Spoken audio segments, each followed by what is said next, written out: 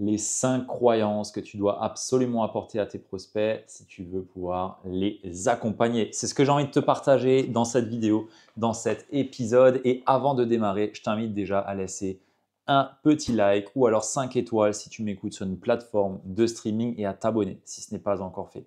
On est vraiment de plus en plus nombreux ici et ça me fait chaud au cœur de voir que les sujets que j'aborde et la valeur que je peux apporter ici te parlent, fait sens et que ça aide vraiment des personnes. Donc, si tu veux juste contribuer à ton échelle, laisse juste un petit like, 5 étoiles, ou alors abonne-toi, ou alors partage le même à une personne à qui ça peut être utile. Ceci étant dit, je rentre directement dans le vif du sujet parce que j'ai vraiment envie de te partager ici quelque chose qui va révolutionner ta façon de créer du contenu. Parce que j'entends souvent, oui, pour avoir des clients, il faut créer du contenu, apporter de la valeur.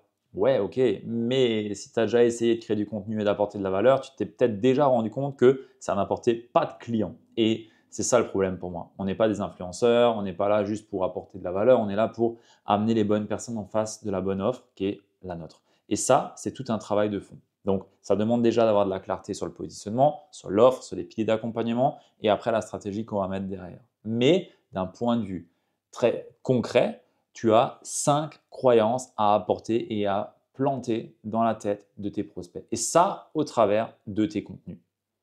Si tu fais du contenu qui n'a pas pour objectif de faire lever et d'amener ces croyances-là, c'est juste du contenu qui va amener potentiellement des coups d'épée dans l'eau. Si voilà, il n'y a rien de concret qui est vraiment pensé pour amener faire lever entre guillemets ces blocages et ces croyances. Parce que ton but, entre guillemets, en tant qu'entrepreneur, en tant qu'accompagnant, c'est d'amener une nouvelle façon de penser, une nouvelle façon de voir les choses à tes clients. Parce que si aujourd'hui, en tout cas tes futurs clients, parce que si aujourd'hui ils ne sont pas encore là où tu veux pouvoir les amener ou là où ils veulent vraiment aller, c'est uniquement pour une raison, c'est qu'ils ne sont pas encore la personne capable de le faire et donc ils ne pensent pas encore correctement, qu'ils n'arrivent pas encore à avoir l'angle de perception nécessaire pour pouvoir avancer et trouver finalement les solutions à leurs problématiques. Donc, la première croyance que tu dois apporter, et c'est vraiment dans l'ordre, hein, ce n'est pas l'une après l'autre, c'est vraiment l'une après l'autre qu'il faut l'amener. La première croyance qu'il faut amener à tes prospects, c'est qu'il a un problème qu'il ne peut pas résoudre seul et qu'il est urgent de le résoudre. Ça, c'est vraiment le premier point. Ça peut paraître bête, mais combien de fois est-ce que tu as déjà discuté avec des personnes et qui disent «Ah ouais, ça serait bien si, ah ouais, mais ça, je peux peut-être encore le faire par moi-même», tu l'as peut-être même déjà eu en objection dans un call de vente. Et la réalité, c'est que si tu as ce point-là, c'est que tu n'as pas pu lui montrer encore qu'aujourd'hui, il est urgent pour lui de résoudre ce problème et qu'il ne peut pas y arriver seul.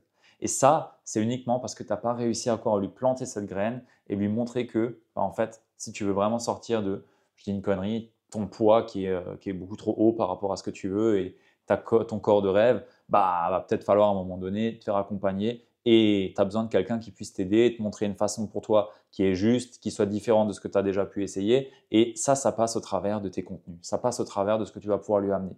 Et c'est tout simplement la première étape. Parce que si ça, tu lui as pas encore fait comprendre, tu auras de toute façon l'objection de je vais encore essayer par moi-même tout seul et c'est pas urgent pour l'instant. Donc, premier point, tu dois montrer au travers de ton contenu qu'il a besoin d'aide pour pouvoir résoudre le problème qu'il a aujourd'hui et que son problème est urgent à résoudre. Parce que sinon, encore une fois, il ne bougera pas. Le deuxième point, c'est que la seule et unique manière de résoudre ce problème-là, c'est ta méthode. Et oui, sinon, on n'est pas là. Le premier point, c'est de lui montrer qu'il a un problème, mais le deuxième point, c'est que pour résoudre ce problème, il doit absolument utiliser ta façon de faire. Parce que peut-être, si je reprends le point du régime, il a peut-être déjà essayé du Weight Watcher, comme j'aime, il a peut-être déjà fait des régimes riz-poulet, je ne sais pas quoi, il est peut-être allé faire de la course, à s'entraîner 3 fois par semaine, ou alors en salle de sport, il a peut-être essayé des électrolytes là, ou je ne sais pas quoi, qui te font vibrer dans tous les sens, mais ça ne marche pas en fait. Pourquoi? Parce que potentiellement, c'est ce qui se passe dans sa tête qui le bloque, ou alors il a peut-être un comportement impulsionnel, ou je ne sais pas comment on le dit, par rapport à la nourriture, et donc il est tout le temps en réaction et il fait que se réfugier dans la nourriture. Donc, il n'arrivera jamais à s'en sortir. Et ça, potentiellement, c'est son cas. Et il faut lui montrer que ta méthode va l'aider à sortir de ça. Donc, ça passe par des contenus où tu vas potentiellement lui montrer que si aujourd'hui il a essayé ça, mais qu'il est encore bloqué dans des schémas répétitifs, où il est en réaction, où il agit par impulsion, où il fait passer ses émotions dans le chocolat ou dans le sucre ou je ne sais quoi, faut lui montrer qu'il peut faire les meilleurs régimes au monde, ça sera toujours la même chose et qu'il doit absolument résoudre ce problème avec ta méthode pour pouvoir s'en sortir.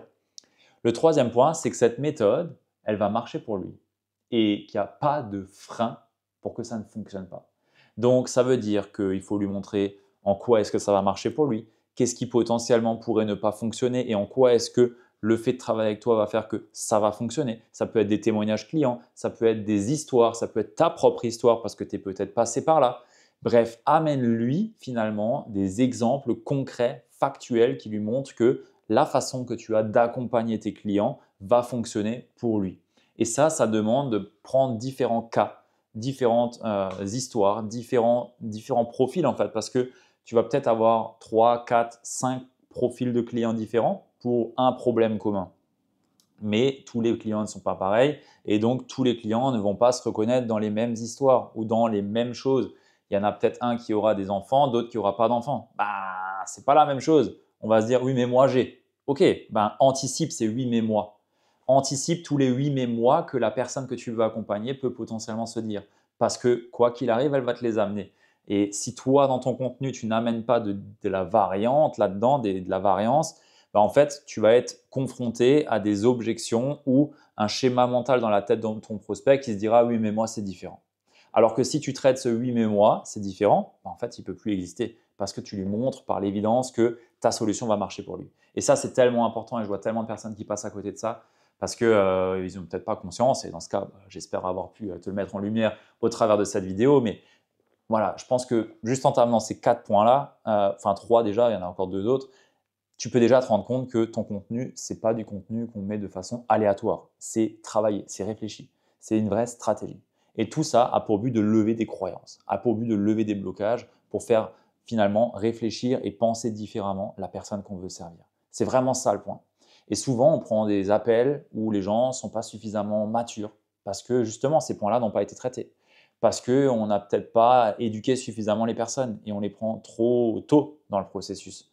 Ou alors, on n'a même pas conscience de tout ça et on n'attire aucune personne et on est un petit peu comme tout le monde et on est confronté aux mêmes problématiques que la masse, à savoir je suis transparent et personne ne m'écoute parce que je n'ai pas de discours unique, différenciant, qui amène vraiment une façon de voir les choses de façon différente par rapport à la problématique de mes clients de cœur. Le quatrième point, la quatrième croyance à lui amener, c'est que tu es une personne de confiance, tu es une personne à qui il peut se référer, tu es une autorité, tu es une personne qui est légitime par rapport à ce qu'elle apporte, tu es une personne qui a une certaine posture, a une certaine certitude dans ce qu'elle dit. Si tu es tout le temps là à dire oui, je pense que, ou bah non, en fait, tu penses ou tu es sûr. Enfin, moi, si j'investis dans un accompagnement ou si je vais voir quelqu'un, je veux être sûr de ce qu'il m'apporte. Je ne veux pas être un crash test, hein. Même si on commence tous quelque part, mais dans ce cas, c'est encore une posture différente et dans ce cas, on adopte d'autres points. Mais dans tous les cas, je veux vraiment avoir confiance en la personne qui est en face de moi. Et 4B en termes de croyance que j'ai envie de lui apporter, c'est qu'elle a suffisamment confiance en elle. Et si je lève les 3 croyances en amont que j'ai pu t'amener, elle a confiance en elle. Pourquoi? Parce que tu lui montres que ça peut marcher pour elle, tu lui montres qu'elle est capable de le faire, tu la projettes au travers au travers de ton contenu, dans une vision d'elle-même qu'elle n'a peut-être pas encore eue jusqu'à présent, mais qui, grâce à toi, est possible et tu lui as débloqué déjà énormément de choses juste avec ton contenu. Et ça, c'est exactement ce que tu dois apporter à tes futurs clients et à tes futurs prospects. Donc, quatrième point, elle doit avoir confiance en toi. Donc, apporte vraiment de la valeur au travers de ton contenu, non pas juste pour balancer des trucs, mais vraiment pour démontrer ton expertise et en même temps, du coup, lever les différentes croyances que j'ai pu t'énumérer juste avant. C'est tellement important. Et comment est-ce qu'on fait pour avoir confiance en quelqu'un? Déjà, il faut être présent, il faut créer de la relation, il faut pouvoir répondre à ses questions, il faut pouvoir tout simplement démontrer aussi l'expertise qu'on a. Est-ce qu'on est certifié? Est-ce qu'on a fait une formation spécifique? Est-ce qu'on s'instruit sur le sujet? Est-ce qu'on se documente sur le sujet? Est-ce qu'on en parle? Est-ce qu'on est animé quand on en parle? Est-ce qu'on est vraiment aligné avec le positionnement qu'on prend? Et donc, vraiment, quand on est en train d'en parler, on sent que la personne, elle est vraiment dans son axe. Tout ça permet d'augmenter la confiance qu'une personne va avoir en toi. C'est hyper important. Et le cinquième point, c'est que l'offre finalement que tu as proposée à la personne en face de toi correspond à 100% à sa demande et à son besoin. Et ça, il n'y a que lorsque tu lui présenteras l'offre que tu peux le savoir. Mais si cette personne a la croyance que oui, ce que j'ai en face de moi, c'est exactement ce dont j'ai besoin, eh ben, tu as tout gagné. Et il restera plus qu'à répondre à la question logistique, à savoir le prix, le timing et peut-être deux, trois autres points pour pouvoir te suivre et te rejoindre.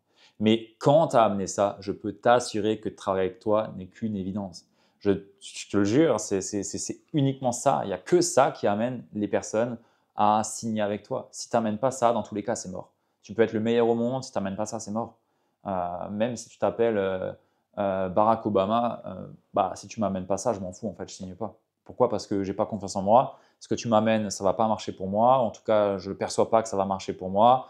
Le problème que je veux résoudre, il n'est pas suffisamment important pour moi et bah, je peux peut-être encore essayer seul parce que finalement, j'ai que pris 3 mois là, ça va, j'ai perdu 3 mois pour développer mon activité, je peux encore essayer un peu. Sauf que en vrai, toi, de ton regard, tu sais très bien que la personne, elle va juste continuer à faire la même chose et espérer des résultats différents. Sauf que ça, bon, je vais citer Einstein, pardon, mais ça s'appelle de la folie, tu vois.